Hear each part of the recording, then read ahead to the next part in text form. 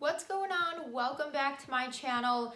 I want to talk about the difference between panic attack and anxiety attack. A lot of times we use them interchangeably because a lot of people think that an anxiety attack is just a lesser form or less intense panic attack, but they're actually two different things. There are similarities, there are definitely symptoms and signs of panic and anxiety attacks that they share, but they do have some differences. And I'm a big fan that when you educate yourself and you know what's going on, you'll be able to work on it more efficiently because you know what's happening. So knowing some general differences between anxiety and panic attacks can actually help you get the help you need, figure out what's going on so that you can feel better and A, help you manage them in the moment, and B, also help prevent them, because there's similarities, but there are some different things that we can do to help treat panic or anxiety attacks. But it's important, like I said, for you to know the difference,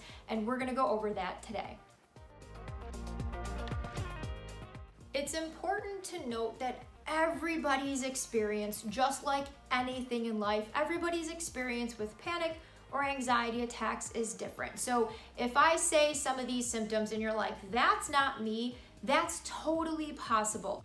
I'm not going to go over every single piece of criteria that helps us as professionals figure out what's going on, but I want to give you some general ideas. That way you can start to think, what's happening here, and get the help that you need. So panic attacks can happen with or without a panic disorder diagnosis. So there are features with panic attacks that can help us diagnose panic disorder or other disorders. But you don't have to have a disorder or a diagnosis to have a panic attack. They can happen, but there are specific criteria that can help us figure out what's going on diagnostically. Now, anxiety attacks are not actually their own diagnosis. They're not recognized in the DSM-5, which is the big book of all the criteria that helps us, again, as professionals, figure out what diagnosis fits best and how to treat it.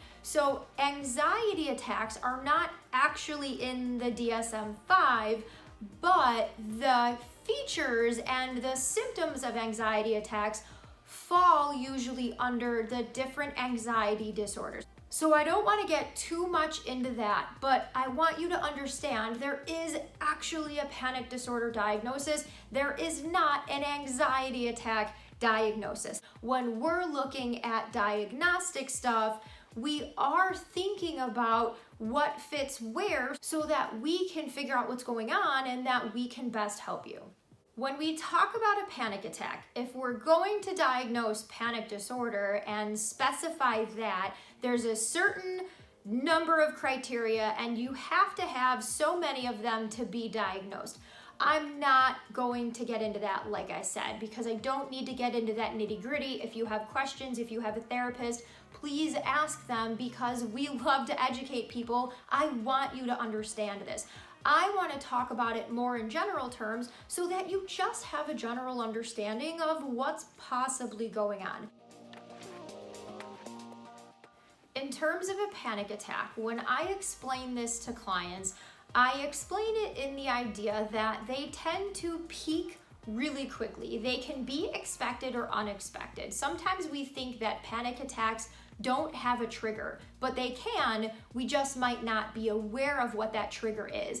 But they tend to peak super quick. You get those really intense physical feelings super quickly, and then it starts to dissipate and you can feel better. You might not feel 100%, but you start to feel better as those physical symptoms subside. So there can be a lot of shortness of breath, feeling like you're choking, feeling like you're having a heart attack, shaking, feeling really hot or feeling really cold, having the chills, feeling dizzy, feeling like you're having an out-of-body experience. There's a lot of fear of losing control, fear that you're not yourself, that you don't feel like yourself, fear that you're gonna die. There are people that go into the ER because they feel like they're gonna die, they feel like they're having a heart attack, and it's really a panic attack.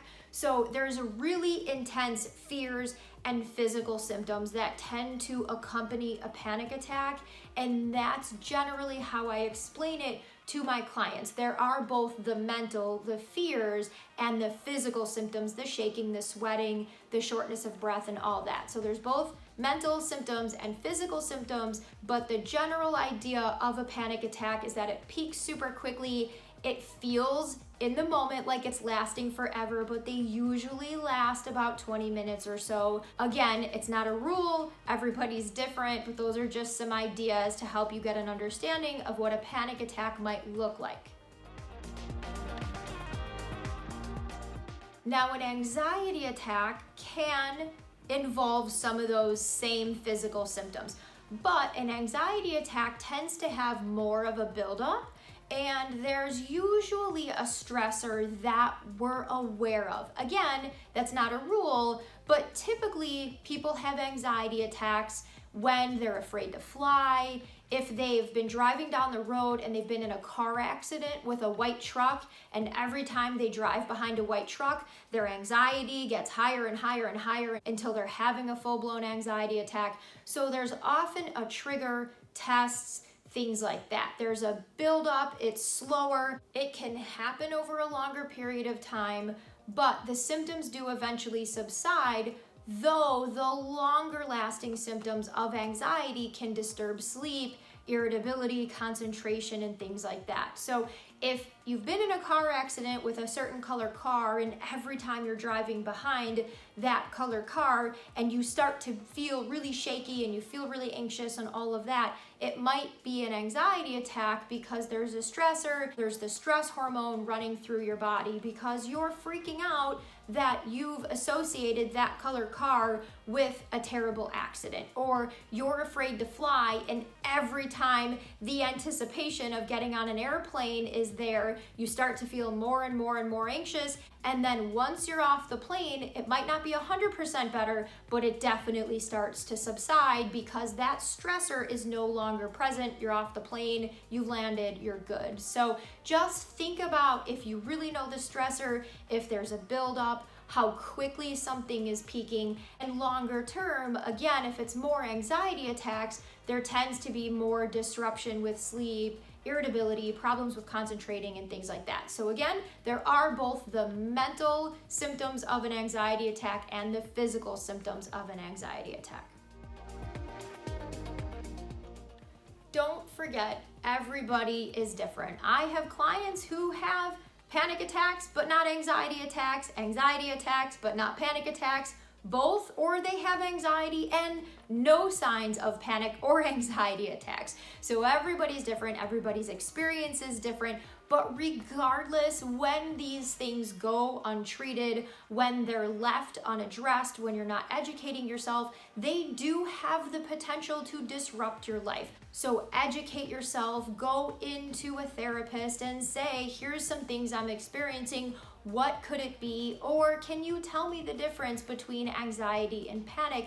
And have them help you understand it, because I really firmly believe the more we educate ourselves, the better off we are, because we know what's actually happening with ourselves and we know more directly what to do to deal with it. But just don't let things go left unaddressed and untreated, because the longer they go unaddressed, the longer we try to stuff them down. It's like a beach ball trying to hold it underwater. We're eventually gonna roll over and it's gonna pop up on a side. So if this is something you're struggling with, make sure you ask for help. Don't let them go untreated. But the awareness and the education around what's happening is a really good place to start.